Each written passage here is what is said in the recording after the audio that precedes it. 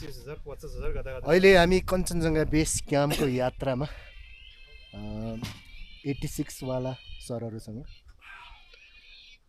हामी चाहिँ आज चाहिँ खाम्बाचेनबाट चाहिँ यहाँ हामी के हो यो रामदाङ भन्ने ठाउँमा खानाको लागि स्टप गरेको छौँ।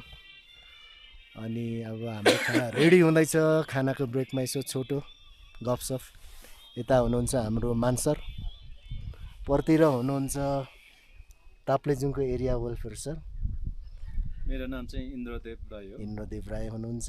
अनि उता विक्रम सर, उहाँ हुनुहुन्छ हाम्रो एक्स गोर्खा मेजर साहब QSLR-को चक्रबहादुर खत्री साहब। यता हाम्रो विष्णु सर, एकदम ह्यान्डसम बोय। एकदम ह्यान्डसम बोय। कस्तो लागिरहेछ विष्णु सर बताइदिनुहोस्, हाम्रो यात्रा कस्तो भइरहेछ अहिले?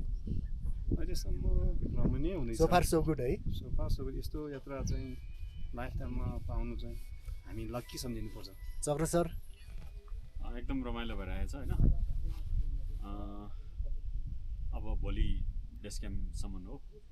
आज हामी लोनाक गएर बस्छौँ होइन। आज लोनाक गएर बस्छौँ। भोलि चाहिँ मोस्ट डिफिकल्ट डे भन्नु पऱ्यो।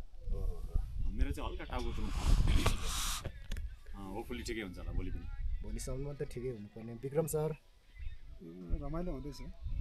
AW सर भन्नै पर्दा सबैभन्दा इन्जोयबल टाइम साथै अलिअलि डिफिकल्ट पनि भइरहेछ, तर एकदमै इन्जोय गरेको छु मैले। जस मेरो नम्बरी साहबहरू र जस तपाईँ पनि आउनुभयो, एकदमै इन्जोय भइरहेछ। तपाईँले पनि मलाई इन्क्लुड गरिदिनु भयो होइन।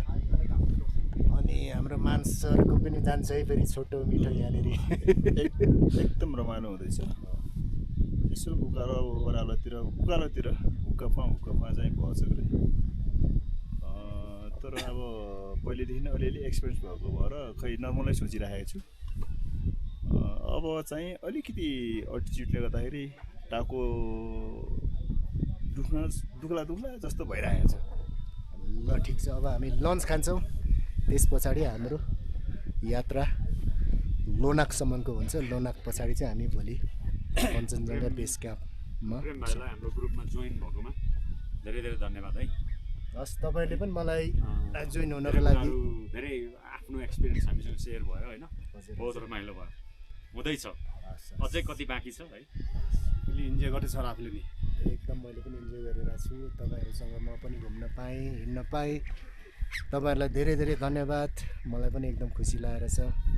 फेरि अर्को भिडियोमा भेटौँला है त।